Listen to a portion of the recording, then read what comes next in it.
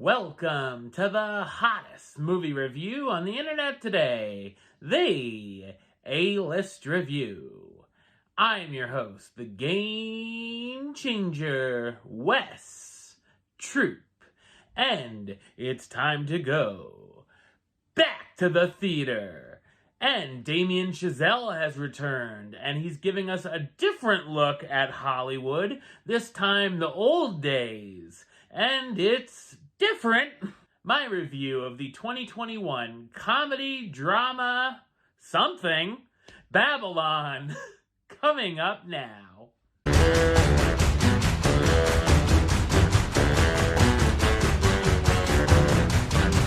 Set in Los Angeles during the roaring 20s and early 30s, aspiring filmmaker and Mexican immigrant Manny Torres finds himself at a wild Hollywood party and runs into a wannabe actress who already thinks she's a star named Nellie Leroy. Nellie soon gets her big break in a silent film and becomes a popular star. Meanwhile, Manny is climbing the ranks at Kinoscope Studios thanks to film star Jack Conrad. With the arrival of sound films on the way, all three careers will never be the same. So what did I think of Babylon? I thought it's a chaotic and self-indulging comedy drama. It's written and directed by Damien Chazelle, best known for directing films such as Whiplash, La La Land, and First Man. Its cinematography is spectacular, and its big-time party scenes reminded me of the big Baz Luhrmann productions. While this is a big, ambitious picture from Chazelle, it's also a humongous mess. From the first few minutes of the film, we see an elephant taking a giant dump on characters, and then to a woman peeing on an overweight man. I knew this was going to be an odd experience.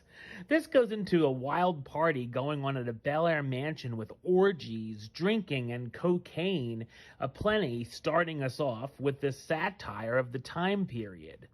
I feel like Chazelle is trying to shock the audience with what he's presenting, even more so when we see the seedy underbelly of LA. Much of the film is frantic, with so many images being thrown in your face. It's an assault on the senses, and could even be seen as headache-inducing for some viewers, so bring your Advil or even Dramamine.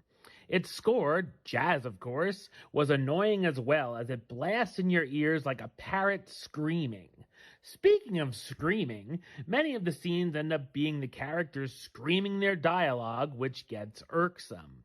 When the film slows down and takes a breath, there are some standout scenes, a highlight being what happens the first time Nellie films a scene with sound.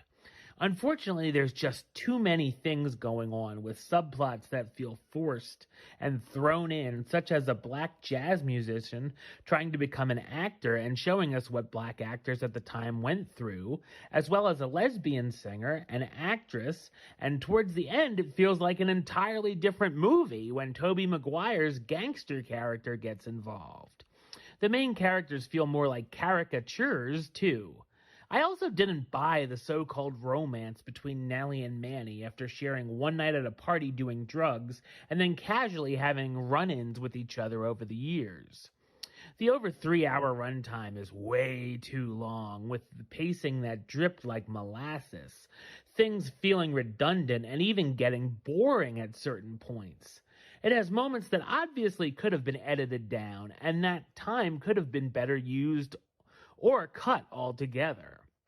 I also laughed out loud when a little bit past the 30-minute mark, the title card came onto the screen. The film has a number of homages to Singin' in the Rain and reminded me I'd rather would have been watching that instead. The ending or endings are annoying as well, and the last one made me feel like Chazelle had been on the great movie ride a few too many times. The cast stars Brad Pitt as Jack Conrad, the popular silent film star who feels his star might be dimming and is getting past his prime, Margot Robbie as Nellie Leroy, the aspiring actress who becomes the big star she knew she could be, Diego Colva as Manuel Torres, the film assistant who aspires to have a bigger role in the industry, Jean Smart as Eleanor St. John, the gossip columnist, Jovan Adepo as Sidney Palmer, the jazz trumpet player, Li Junli as Lady Fei Zhu, the Chinese-American cabaret singer, Tobey Maguire as James McKay, a mob boss, and tons of cameos to look out for. Babylon tries to be a big Hollywood epic, but just left me feeling bleh, and it was a big, frustrating experience.